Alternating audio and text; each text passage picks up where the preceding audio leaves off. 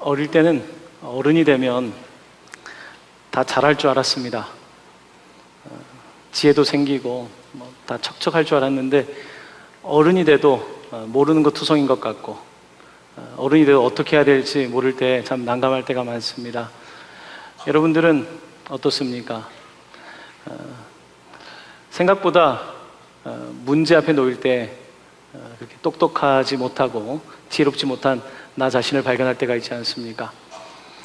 오늘은 여러분들과 함께 지혜, 삶을 어떻게 살아가야 되는지 좀 실천적인 지혜에 대해서 좀 함께 나누고 싶습니다.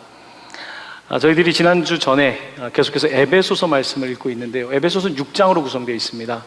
그 가운데 앞에 3장은 이론편, 어떻게 예수 그리스도께서 우리를 택하시고 구원하셨는지에 대한 주제를 다루고 있고요. 4장 이후부터는 실천편을 다루고 있는데 오늘 그 실천편에서 특별히 지혜에 관한 부분을 여러분들과 함께 좀 나누어 보고 싶습니다. 여러분, 지혜가 뭐라고 생각하십니까? 지혜하면 좀 떠오르는 말이 있습니까? 지혜하면 떠오르는 사람이 있습니까? 지혜하면 떠오르는 사람이 있죠. 성경에 바로 솔로몬입니다. 이 솔로몬은 얼마나 지혜가 있었는지 당시에 중동뿐만 아니라 북아프리카까지 주변국에 있는 사람들이 그 지혜를 들으러 찾아왔다고 성경은 기록하고 있습니다. 솔로몬이 처음부터 지혜로운 사람이었을까요? 그건 아니었을 겁니다. 솔로몬은 지혜를 구했던 사람입니다. 여기 계신 여러분과 제가 처음부터 다 지혜로운 사람들은 아니겠죠. 하지만 지혜를 구할 때 하나님께서 우리에게 지혜를 주시는데요. 특별히 오늘 말씀을 시작하면서 솔로몬이 지혜를 구했던 그 한 토막의 이야기를 함께 먼저 봉독해 보고 싶습니다. 화면에 있는 열왕기상 3장의 말씀인데요. 우리 함께 한 목소리를 봉독합니다. 종은 작은 아이라 출입할 줄을 알지 못하고 주께서 택하신 백성 가운데 있나이다. 누가 주의 이 많은 백성을 재판할 수 있사오리이까? 듣는 마음을 종에게 주사 주의 백성을 재판하여 선악을 분별하게 하옵소서. 아멘. 우리 솔로몬이 지혜를 구했다고 흔히 알고 계시는데요. 성경에 보면 듣는 마음을 구했다고 되어 있습니다. 듣는 마음, listening heart, 들을 수 있는 그 마음을 달라고 했다고 기록하고 있습니다. 왜 들어야 됐을까요?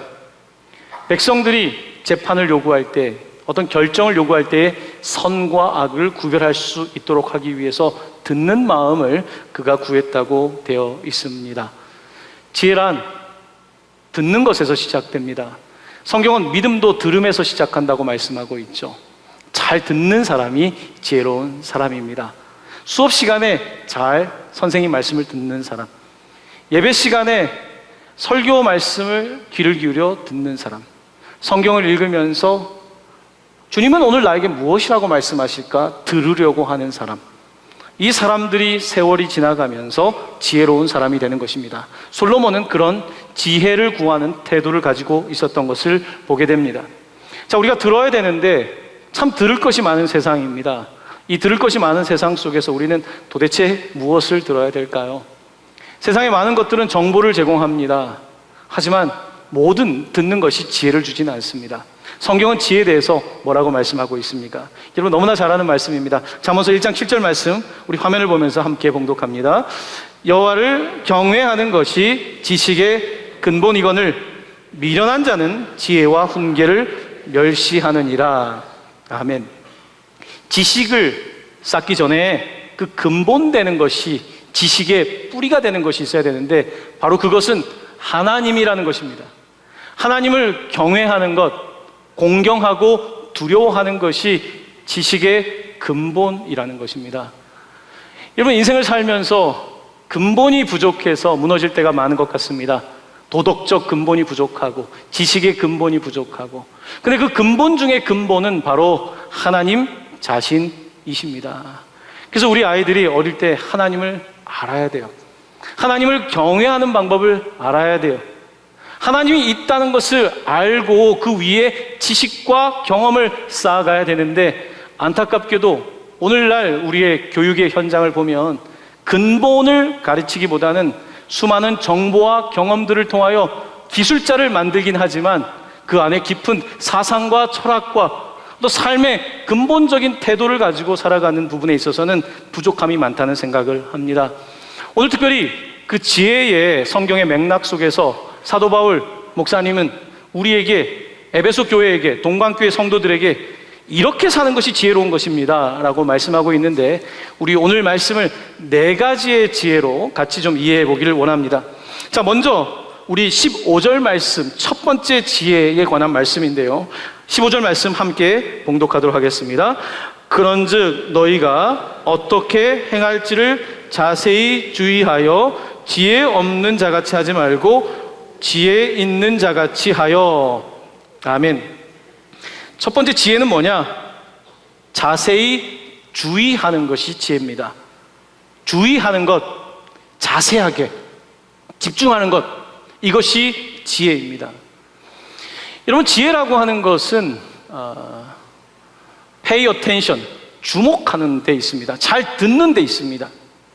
산만하지 않게 집중하는 데에서 첫 번째 지혜가 있는데, 자, 오늘 여기에 자세히라고 하는 단어가 성경에, 신약 성경에 5번 사용되는데 그 중에 2개의 구절을 저희가 같이 읽을 텐데요, 이 지혜라는 말에는 자세하다는 말이 연결되어 있습니다. 먼저 첫 번째, 누가복음 1장 3절 말씀 화면에 있는데 이 말씀 같이 봉독하겠습니다. 그 모든 일을 근원부터 자세히 미루어 살핀 나도 데오빌로 각하에게 차례대로 써보내는 것이 좋은 줄 알았노니. 자, 누가복음은 누가가 기록했습니다. 사도행전도 기록했죠. 누가는 의사입니다. 의사들은 상당히 세부적인 것을 공부하는 사람들이죠. 해부학을 공부하고 신체의 모든 것들을 아주 자세히 공부하는 사람입니다. 그 의사 누가가 성경의 역사, 예수의 역사, 교회의 역사를 기록하고 있는데, 여러분, 역사가도 자세히 살피는 사람들입니다. 사료가 있으면, 많은 문헌이 있을 때 그 문헌들을 자세히 살피고, 문헌뿐만 아니라 구술로 전해져 오는 구술사까지도 다 연구를 하고 기록을 하고 있는 것입니다. 누가복음을 읽어보면 상당히 디테일합니다. 누가는 의사로서 아주 디테일하게 예수에 관한 사건을 기록하고 교회에 관한 사건을 기록해서 누가복음 1권, 사도행전 2권을 저술하여 우리에게 예수와 교회의 역사를 가르쳐주고 있는 것입니다. 자, 여기에 자세히라고 하는 단어가 사용되고 있는데, 지혜란 자세하게 듣는 것입니다. 자세하게 보는 것입니다. 자세히 듣지 않으면, 하나님의 말씀을 들은 다음에 내 마음대로 판단하고 자세히 하나님의 음성에 귀를 기울이지 아니하면 내가 모든 것의 주인이 되어 있으면서 내가 다 안다라고 착각하기 때문입니다. 심지어 나는 좋은 그리스도인이라고 착각하기 때문입니다. 그러므로 자세히 볼 수 있는 눈이 필요한 것이죠. 자, 2번째, 자세히라고 하는 단어가 들어간 데살로니가 5장에 있는 말씀 화면에 함께 한 목소리로 봉독하겠습니다. 형제들아, 때와 시기에 관하여는 너희에게 쓸 것이 없음은 주의 날이 밤에 도둑같이 이를 줄을 너희 자신이 자세히 알기 때문이라. 아멘.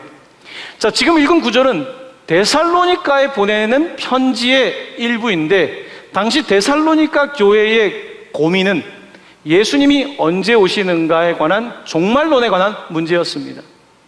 사람들은 예수님이 도대체 언제 오실까, 그 시기와 때가 언제인지를 물었던 것입니다. 여러분, 왜 사람들은 언제 오실까를 묻고 있을까요?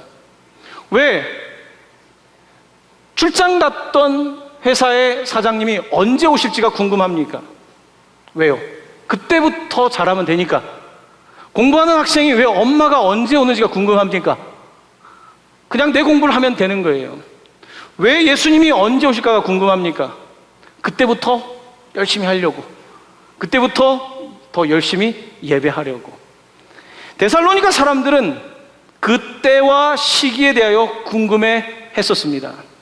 자, 성경은 뭐라고 말씀하냐? 지혜는 바로 그때를 맞추는 게 지혜로운 게 아니라 예수님이 언제 올지 도적이 오는 것처럼 오시는데 그가 도적처럼 오신다는 것을, 언제가 아니라 언제든지 오신다는 것을 기억하고 자세히 아는 사람이 지혜롭다고 말씀하고 있는 것입니다. 누가 지혜롭습니까? 그때에 맞춰서 공부하는 사람이 지혜로운 걸까요? 그때에 맞춰서 일하는 사람이 지혜로운 걸까요? 성경은 그렇게 말하지 않습니다. 도적처럼 오시는 주님, 그 앞에서 깨어있는 사람, 자세히 주님의 성품을 알고 깨어있는 사람이 지혜롭다라고 말씀하고 있는 것입니다. 조금 전에 띄워준 말씀을 다시 한번 띄워주시면, 자, 오늘 본문을 이해하는 데 있어서 중요한 단어가 등장하고 있습니다. 자, 형제들아, 때와 시기에 관하여는 물론 데살로니가에 보낸 편지의 내용인데 오늘 내용과도 관계되는데요. 자, 여기서 때라는 단어와 시기라고 하는 단어는 다른 단어를 사용하고 있는 것을 주목해서 보아야 됩니다. 첫 번째, 때라고 하는 단어는 양적인 시간을 뜻하는 크로노스입니다. 한번 따라해 보세요. 크로노스는 연대기를 뜻하는 크로놀로지, 이런 단어를 쓸 때 사용하는 단어인데, 자, 이 때라고 하는 단어는 1분, 1초, 1시간, 우리가 시간을 계산할 때 쓰는 일반적인 시간, 양적인 시간입니다.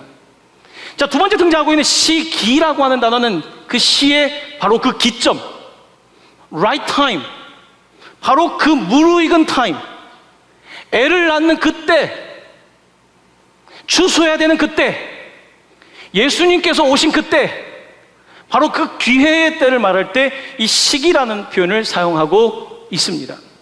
자, 오늘 지혜의 두 번째 내용으로 넘어가는데요.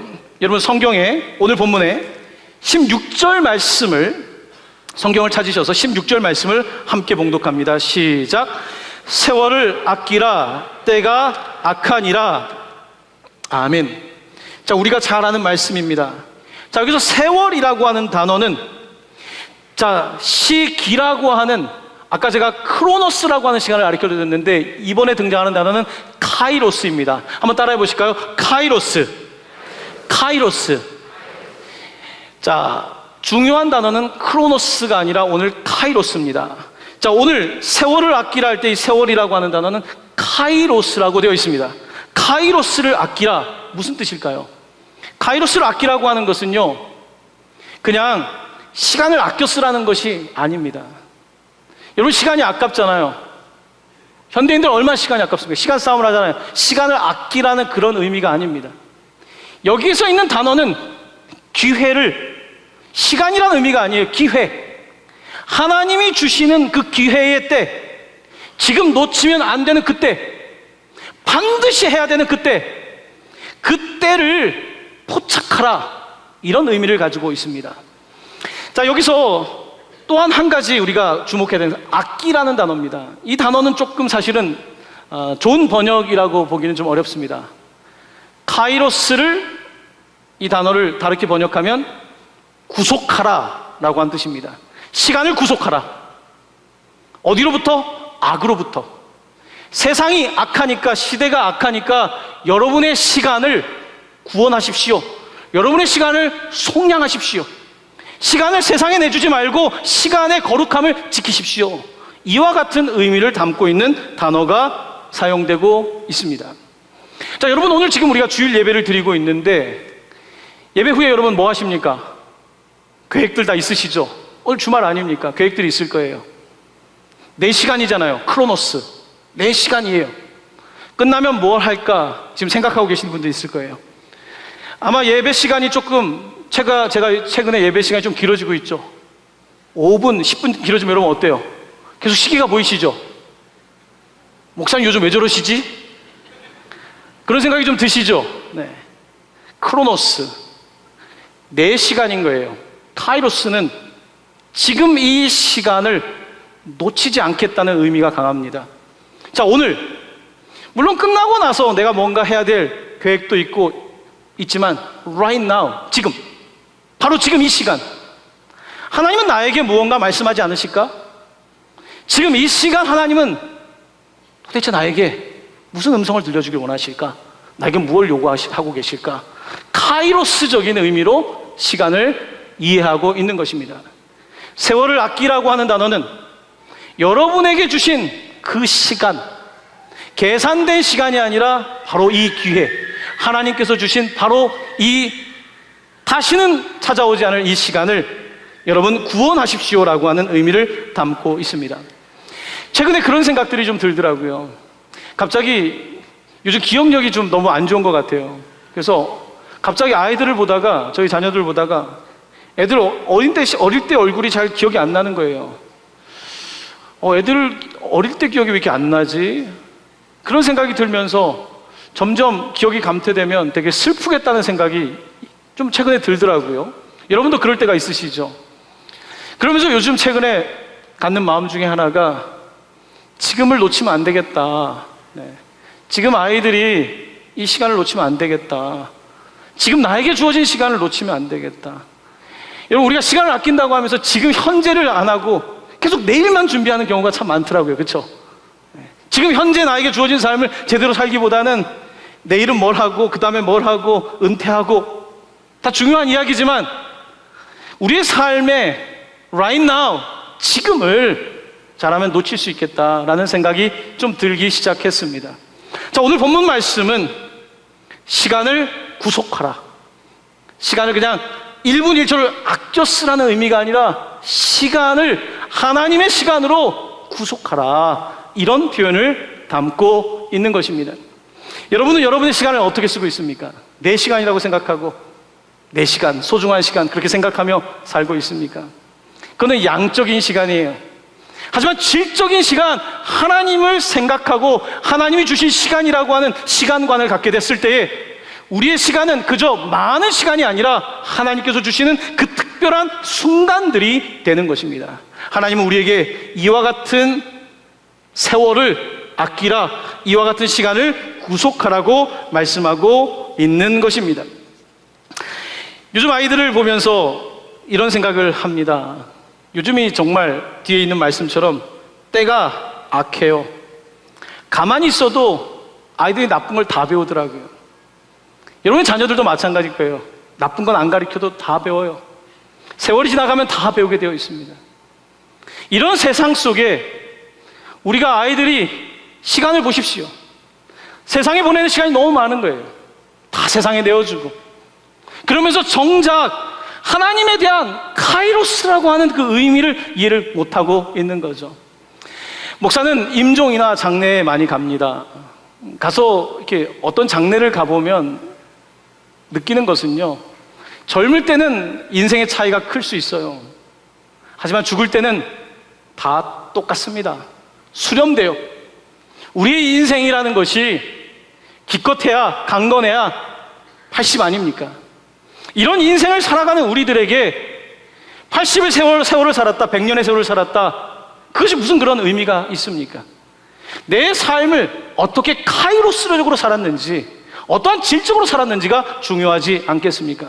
예수님은 33세를 사셨어요. 33년. 그에게 크로노스, 양적인 시간은 길지가 않습니다. 하지만 그는 삶을 사실 때마다 카이로스의 순간순간을, 실로암에서 한 사람을 만날 때 그 카이로스의 순간을, 우물가 여인을 만나는 그 카이로스의 순간을 그는 놓치지 않습니다. 순간순간 한 사람에게 그냥 시간이 아니라 카이로스적인 순간으로 한 사람 한 사람을 만지셨던 것을 보게 됩니다. 사람들은 예수님께서 십자가에 달려 돌아가셨을 때 끝이라고 생각했습니다. 그의 연대기는 끝난 거죠. 끝. 크로노스가 끝났다. 하지만 성경은 그렇게 말하지 않습니다. 그의 크로노스, 일반적인 시간은 끝난 것 같지만 부활의 카이로스가 다가오고 있는 것입니다. 성경은 우리에게 죽음이라고 하는 것이 크로노스라고 한다면 부활은 카이로스로서, 우리의 삶이 지금 내 마음대로 살아가는 이 시간 크로노스가 아니라 구원받아야 되는 시간, 죽을 수밖에 없는 우리들을 구원하시는 그 놀라운 카이로스 사건에 대해서 성경은 기록하고 있는 것입니다. 놀라운 것은 하나님께서 우리의 인생에, 우리의 시간에 찾아오셨어요. 내 인생 몇 살 때 주님께서 마치 성육신을 하시고 이 땅에 오신 것처럼 내 삶에, 내 시간 안으로 들어오신 거예요. 내 인생의 시간에 들어오셨어요. 평범한 삶을 살고 있는 내 삶에, 내가 주인 되어 사는 그 삶에 카이로스의 시간으로, 특별한 시간으로 내 삶에 오셔서 내 삶은 그저 내가 마음대로 살아가는 삶이 아니라 하나님의 시간 안에 움직인다는 이 놀라운 사실을 깨닫게 하신 것입니다. 우리는 똑같은 시간을 살고 있는, 교회 안에 있으나 교회 바깥에 있으나 똑같은 크로노스 양적인 시간을 살고 있지만, 우리는 예수 그리스도께서 우리의 삶에 들어오셔서 우리를 카이로스적인 시간에 구원하셨기에 우리는 더 이상 그냥 똑딱똑딱 움직이는 시계추를 따라 사는 사람들이 아니라 구원받은 카이로스적인 시간을 사는 사람들로서 의미 있는 인생을 살아야 되는 것입니다.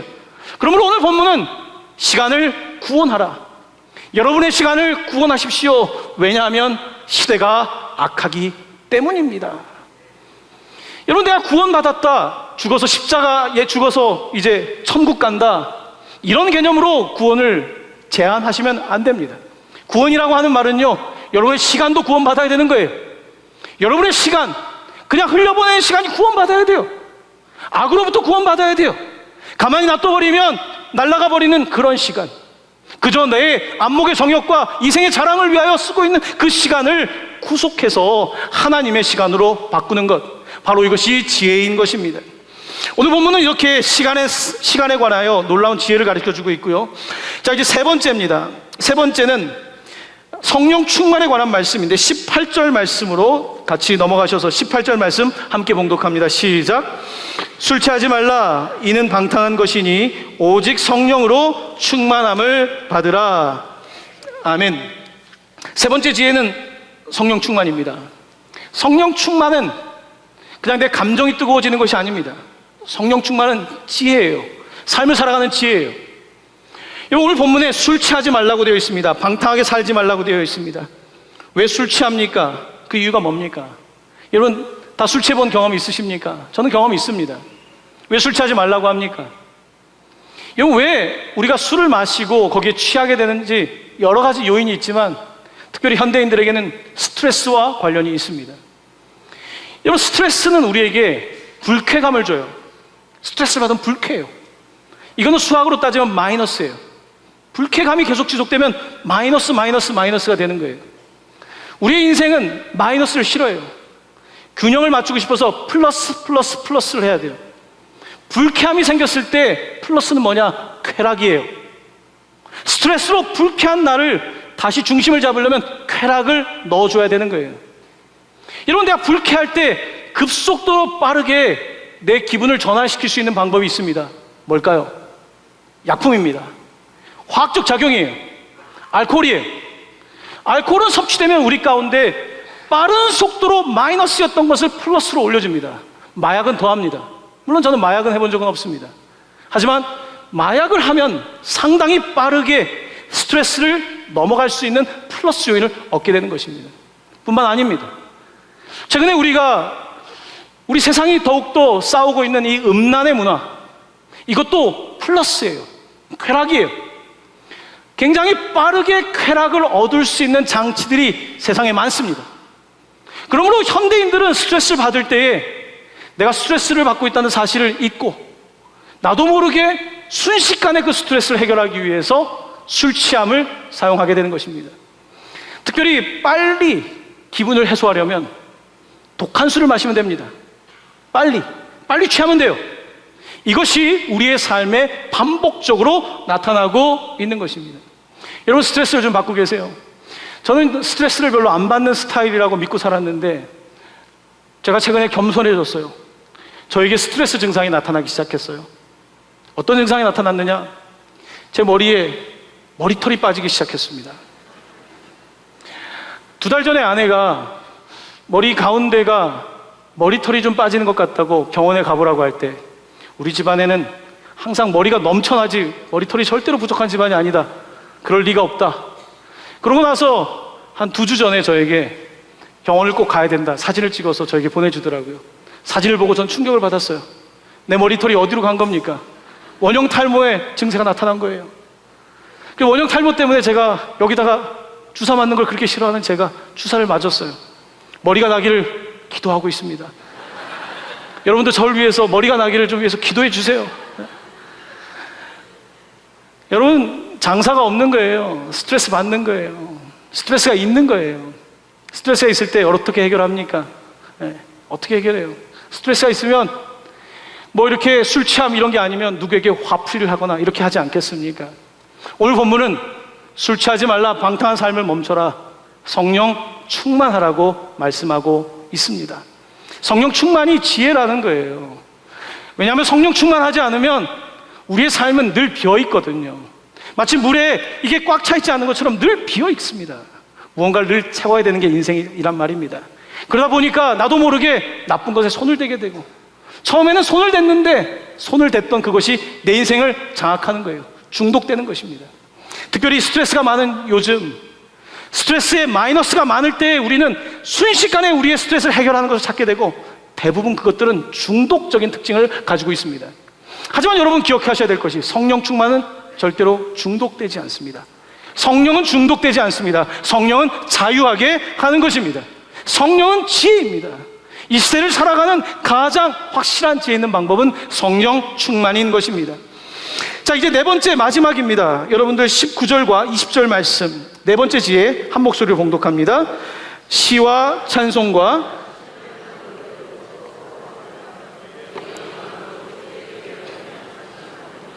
범사의 우리 주 예수 그리스도의 이름으로 항상 아버지 하나님께 감사하며.